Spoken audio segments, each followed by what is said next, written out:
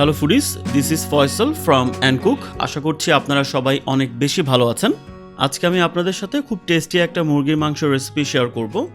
আর আজকে আমি তৈরি করে দেখাবো চিকেন মাসালা ভুনা। এই মাংসটাকে আমি ঘরে থাকা খুব সাধারণ মশলা দিয়ে রান্না করব।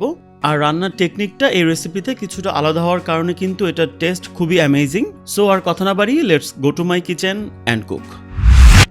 সো সবার প্রথমে আমি এখানে নিয়ে নিয়েছি 1 কেজি মুরগির মাংস। আর এই মাংসগুলোকে আমি একটু ছোট সাইজের টুকরা করে কেটে নিয়েছি। আর রানের অংশটা আমি এভাবে একটু ছুরি দিয়ে চিড়ে নিয়েছি, যাতে করে রান্নার সময় মশলাটা ভালো করে চিকেনের মধ্যে যায়। আর অলরেডি কিন্তু খুব ভালোভাবে মাংসটাকে আমি পরিষ্কার পানি দিয়ে ধুয়ে নিয়েছি। এবার আমি মাংসটাকে ম্যারিনেট করব। সবার প্রথমে দিয়ে দিচ্ছি 1/2 টেবিল চামচ আদা বাটা, রসুন বাটা দিয়ে দিচ্ছি 1/2 টেবিল চামচ, হলুদ গুঁড়ো অ্যাড করছি 1/2 টেবিল চামচ, 1/2 টেবিল চামচের মতো দিয়ে দিচ্ছি মরিচের গুঁড়া, গরম মশলা অ্যাড করে দিচ্ছি 1/2 টেবিল চামচ। এখানে আমি রেডিমেড প্যাকেটের যে গরম মশলাটা পাওয়া যায় সেটাই ইউজ করছি। এবার আমি এখানে অর্ধেকটা লেবুর রস দিয়ে দিচ্ছি, এটাও 1/2 টেবিল চামচের মতো হবে। সবশেষে আমি অ্যাড করছি সরিষার তেল, আর সরিষার তেলটা আমি অ্যাড করছি প্রায় 2 টেবিল চামচের মতো। এবার মশলাটাকে চিকেনের সাথে ভালো করে মেখে নিতে হবে।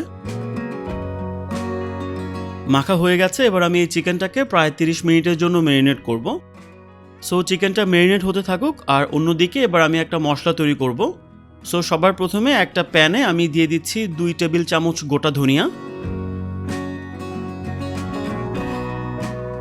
গোটা জিরা দিয়ে দিচ্ছি 1 টেবিল চামচ, গোটা কালো গোলমরিচ অ্যাড করছি 1/2 টেবিল চামচ। এবার চুলার মিডিয়াম আছে আমি প্রায় 1.5 থেকে 2 মিনিটের জন্য এই মশলাগুলোকে টেলে নিব। মশলাটা টেলে নেওয়া হয়ে গেলে হামাম দিস্তা দিয়ে সামান্য গুঁড়া করে নিতে হবে। তবে এই মশলাটাকে কিন্তু পুরোপুরিভাবে গুঁড়া করা যাবে না, আর এই মশলাটাকে একটু আধা ভাঙা অবস্থায় গুঁড়া করতে হবে, ঠিক এরকম যেটা আপনারা দেখতে পাচ্ছেন। এবার আমি এখানে অ্যাড করছি প্রায় 1/2 টেবিল চামচের মতো কাশ্মীরি মরিচের গুঁড়া। এবার এটাকে মিশিয়ে নিচ্ছি। আর আপনাদের হাতের কাছে যদি কাশ্মীরি মরিচের গুঁড়োটা না থাকে, সেক্ষেত্রে আপনারা এর পরিবর্তে প্রায় 1/2 চা চামচের মতো নর্মাল মরিচের গুঁড়োটাও ব্যবহার করতে পারেন। আর নর্মাল মরিচের গুঁড়োটা কিন্তু কাশ্মীরি মরিচ থেকে অনেক ঝাল হয়। সো সেই ব্যাপারটা আপনারা মাথায় রেখে মরিচটাকে অ্যাড করতে হবে। সো আমার স্পেশাল মশলাটা বানানো হয়ে গেছে। এবার আমি মূল রান্নায় চলে যাচ্ছি। সেজন্য একটা প্যানে আমি দিয়ে দিচ্ছি 60 মিলিলিটার তেল, অর্থাৎ এটা 4 থেকে 5 টেবিল চামচের মতো হবে। এবার এখানে আমি কিছু গোটা গরম মশলা অ্যাড করব। সবার প্রথমে দিয়ে দিচ্ছি 2 টুকরা দারচিনি, তেজপাতা দিচ্ছি 2টা,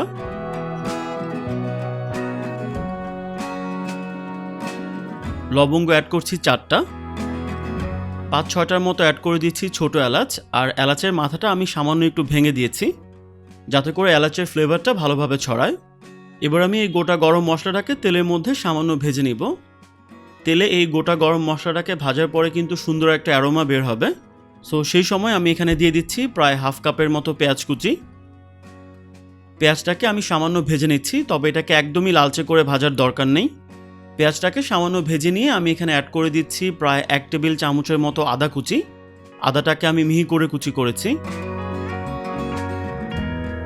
সাথে রসুন কুচি দিয়ে দিচ্ছি 1/2 টেবিল চামচ।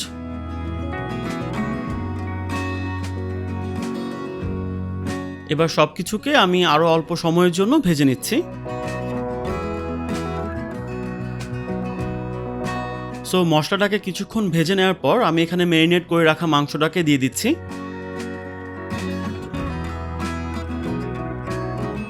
এবার আমি চুলার হাই হিটে প্রায় 3 থেকে 4 মিনিটের জন্য এই মাংসটাকে ভালো করে কষিয়ে নিব। শুরুতে আমি যে মশলাটা তৈরি করে রেখেছিলাম সেখান থেকে প্রায় 1 টেবিল চামচের মতো মশলা এখানে অ্যাড করে দিচ্ছি। সাথে দিয়ে দিচ্ছি 2 চা চামচ বা স্বাদ মতো লবণ। আবারও সামান্য ভুনে নিচ্ছি। মাংসটাকে প্রপারলি সিদ্ধ করার জন্য এবার আমি এখানে কিছুটা পানি অ্যাড করব। ম্যারিনেশনের বাটিতেই আমি পানিটাকে অ্যাড করছি, যাতে করে ম্যারিনেশনের বাটিতে লেগে থাকা মশলাটার অপচয় না হয়। আর এখানে আমি প্রায় 1 কাপের মতো পানি দিয়েছি। অ্যাকচুয়ালি মাংসটা সিদ্ধ হওয়ার জন্য যতটুকু পানি দরকার আপনারা ঠিক সেই অনুযায়ী পানি অ্যাড করবেন। এবার আমি মাংসটাকে সামান্য নেড়েচেড়ে ঢাকনা দিয়ে ঢেকে দিব। আর এটাকে ততক্ষণ রান্না করব যতক্ষণ না পর্যন্ত এটা প্রপারলি কুক হয়। আর এই সময় চুলার আঁচটা কিন্তু লো টু মিডিয়ামের মধ্যে থাকবে। তবে মাঝে মাঝে ঢাকনা তুলে আপনারা মাংসটাকে চেক করবেন আর সামান্য নেড়ে চেড়ে দিবেন। আর খেয়াল রাখবেন যেন পানি শুকিয়ে মাংসটা পাত্রে লেগে পুড়ে না যায়। প্রায় 30-35 মিনিট পরে এই মাংসটা কিন্তু অলমোস্ট সিদ্ধ হয়ে গেছে। আর দেখতেই পাচ্ছেন পানিটাও শুকিয়ে গেছে। আর এই রেসিপিটা কিন্তু একটু মাখা মাখা টাইপের হবে। এবার আমি শুরুতে বানিয়ে রাখা যে স্পেশাল মশলাটা ছিল সেই মশলাটা এখানে অ্যাড করে দিচ্ছি। মশলাটাকে নেড়ে চেড়ে মাংসের সাথে ভালো করে মিশিয়ে নিচ্ছি। এবার আমি এখানে অ্যাড করে দিচ্ছি প্রায় হাফ চা চামচের মতো চিনি। চিনিটাকেও নেড়ে চেড়ে মিশিয়ে নিচ্ছি। এখানে এই চিনির কারণে কিন্তু মাংসের টেস্টটা একটা প্রপারলি ব্যালেন্স হবে। তাছাড়া একটা ক্যারামেলাইজ কালার মাংসতে চলে আসবে। তবে আপনারা যদি চান চিনি ছাড়াও কিন্তু এই রান্নাটাকে করতে পারবেন।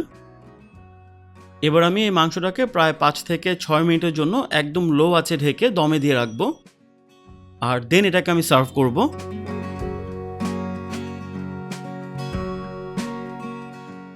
সো চিকেন মশলা ভুনাটা রেডি হয়ে গেছে। এবার এটাকে আমি সার্ভ করছি। আর এই চিকেন মশলা ভুনার টেস্টটা কিন্তু একদমই অ্যামেজিং ছিল।